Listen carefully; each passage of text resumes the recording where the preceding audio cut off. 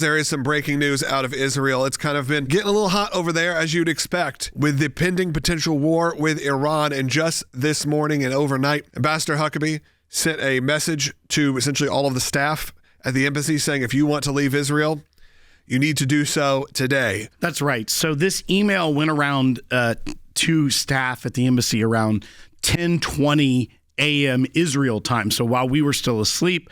And it says things from the ambassador like, those wishing to leave should do so today. He urges them to find a flight out of Ben Gurion Airport to any destination which they could book passage. This will, because he says the embassy's move will likely result in high demand for airline seats today, and focus on getting a seat to any place from which you can continue travel to D.C., but first priority will be getting expeditiously out of the country. This is as the State Department also updated a travel warning to American citizens and government officials that may be going to Israel, warning that maybe is not the best time right now.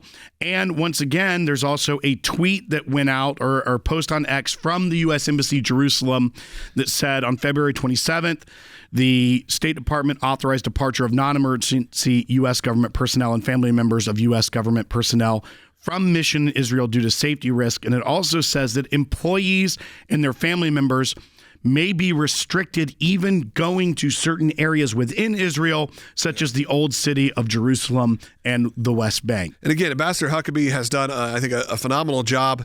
He's done a great job over the last few days, even the last week or so, handling the fallout from his interview with Tucker Carlson, the push against Israel, even within the conservative right over the last year or two.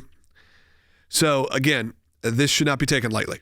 That's right. At the same time, we're seeing other moves, such as the Dutch airline KLM has already suspended service to Israel as a result of everything that's going on. They cite commercial and operational considerations. You hear that the State Department is making similar moves with the embassies in both the country of Jordan as well as Lebanon, evacuating non-essential staff and families from those embassies. All of this goes to point towards what has been a buildup for several weeks.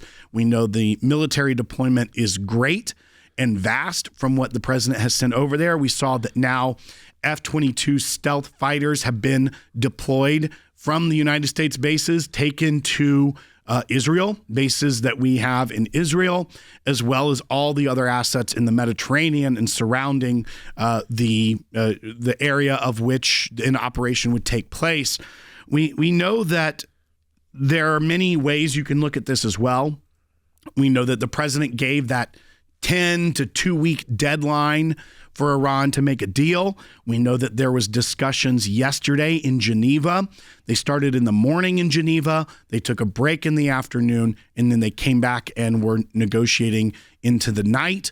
What we haven't heard a ton that has come out of that, but we do know that both the individuals that were negotiating for the United States, Steve Witkoff and Jared Kushner, were going with some of the most strong demands that the U.S. government has made, such as no sunset clause. Things that seem very unlikely. Get rid of all of your enriched uranium, turn it over to the U.S., and shut down all your facilities. If that is the hard stop of where this negotiation is, I don't know that the mullahs in Iran, the survival of their own self-interest, if they were to give that up, they would be toppled. Yeah, I mean, if they don't, they may be toppled. Flashing back, a week when the Ayatollah said, we'll slap you in the face so hard you can't stand up, that kind of thing, that kind of rhetoric that was coming out. Do they watch of their leaders? Fights? Maybe they do. Dana White's that's a very specific reference. Yeah, I mean, we've seen them. Yeah. We've seen them, pretty brutal. Let's go to Dan, who's calling on line one. Dan, go ahead. Yeah, hey, I guess the only issue I have with this is I see it as a very, very unnerving because Iran, this isn't political for them. This is ideologically motivated 100%. They're going to use any action they can or any excuse they can to take action against Israel foremost, the United States secondary. You can't negotiate with somebody who thinks that they're on the right side of their God. Right. The ideology alone may keep it from getting to the point of peace. However, We do know they have worked on these situations before. We know there have been deals with Iran before, whether you like them or not. There have been deals struck. Of course, we remember during the Obama administration, all of the different times there have been some sort of deals that have delayed any kind of regime change. But we are at a point where a lot of the people, even within their own country, are calling for America to get involved in some way to say this is enough. We have had enough of what this administration has done to our country. You also have the big threats, obviously, to Israel and other nations in the surrounding areas. Don't get me wrong here. There are a lot of people who are not on the side of Iran, and that includes nations right in the middle of it. Well, and to Dan's point as well, when you think about what their theology is as the Ayatollah in this 12er version of Shia Islam, it's apocalyptic. They believe that they will usher in the 12th Imam and that then they will rule the earth. So self-preservation is going to be the name of the game for them if it comes to negotiation in the short term or all-out war to destroy Israel and the United States, according to their theology, if it comes to that. So, yeah, you are playing with a very dangerous regime. Also, they don't have the long-range ballistic missiles they want to hit the United States. However, they can hit our air base in Qatar, our Navy base in Bahrain, Kuwait, multiple bases, Saudi Arabia, UAE, Jordan, Israel.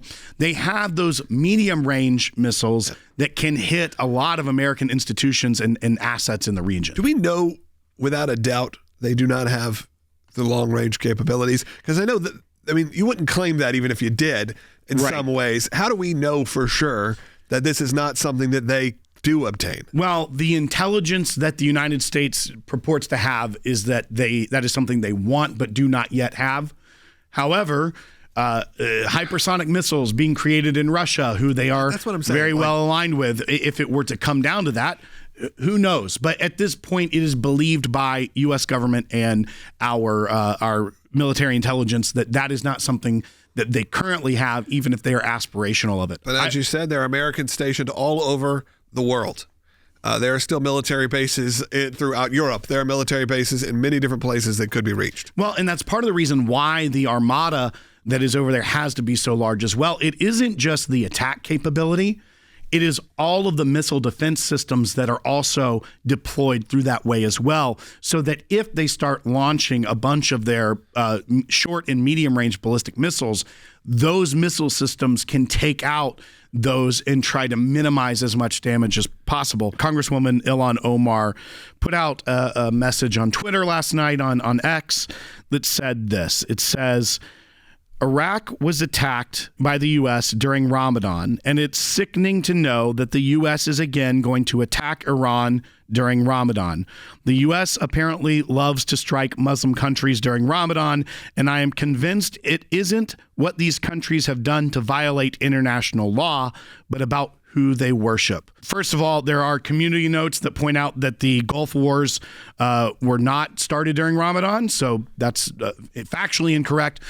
But even there, what we've seen from the Iranian regime killing 30,000 of their own people, many Muslims killed by the Iranian regime, the fact that this would be her hot take on Twitter to try and resist President Trump at this point is frankly shocking that we're even here. Look, I actually don't know, but I assume that Ilhan Omar is a Sunni Muslim. And the truth is the Sunni and the Shia, and Iran is Shia Muslims, have been killing each other now for decades, for more than decades, for centuries. And they're not really friends of one another, but they have a mutual enemy. And that is the United States, that is America, that is Christians, that is Jews, that is Israel. Those are the mutual enemies. So the fact that she is making common cause with people who kill more Sunni Muslims than anyone else, the fact that it's just being anti-America, it's just being anti-Christian. But you're right, she's lying about when the war was launched. And as you mentioned before the break, we are coming up on a significant holiday in the Jewish calendar, and one that's obviously also in Christian scriptures, which is the story of Esther, which is ancient Persia. This is Persia, and a regime that decided it wanted to wipe out all the Jews. That's not unfamiliar to us, and we're living through it again today. And we're living through a time where somehow close to the most powerful man on earth, then it was King Ahasuerus, we call him, Xerxes, but Ahasuerus, but Achashverosh. Now it's clearly Donald Trump. He is the most powerful man on earth, and the people around him, somehow there are those who whisper in his ear that want the destruction of Jews, and yet somehow in his family there are Jews who are even closer, and everything is playing out in the most biblical way possible. Yeah, I want you to speak on that a little bit more. Obviously, there has been a rise over the last number of years now in sort of the anti-Semitism that has come out of the left, but then out of the right over the last, you would say, probably year. And then, of course, you are dealing with Ambassador Huckabee, who just a week ago had the conversation that went kind of south with Tucker Carlson, and now we are on the verge of a war. Now, when you have such an influence as someone like Tucker, who has such a large audience, and now a week later we are potentially in a war, somewhat in support of Israel, how do we fight back against what's going to be the narrative? And now what seems to be, like you said, we're very lucky that somewhat President Trump isn't listening to a lot of those voices, but we know a lot of people do. We do, and it's astonishing, and yet not so for believers. I mean, the fact that this story that the Jews are spread out and they're a fifth column and they're not loyal to the country. This has been going on for centuries. Those who wish evil on the world, those who wish evil against God, love to choose the Jews in every culture and every time. And so we're coming up on Purim. So the day before Purim, Jews fast. That's called the Fast of Esther, even though she asked that the Jews fast for 3 days and nights. We don't do that anymore. We fast the day before this, and then we lead right into read the story of the Megillah of Purim and how that happened. And it's fascinating because in our scriptures, it's the only place that God isn't referenced at all directly. Although we have a teaching that every time it talks about the king, and it doesn't say the king's name, you could read it as meaning God. And if you read through the scripture, you'll see it's amazing. It could be God in each case. And that's the point, that we live in a time where open miracles aren't quite as clear. But what looks to be miraculous is happening all around us, if only you're paying attention. And that's the story of Purim. And it's the story of a complete reversal. And so you have Tucker sitting in the Oval Office, whispering in Trump's ear, even last week. And that went around the internet saying literally quoting Haman, is saying that's what he's telling Trump. But all of this, we hope for the right ending. We hope for the same ending that happened in Purim, but we never know. We have to be righteous and deserve it in our generation as well.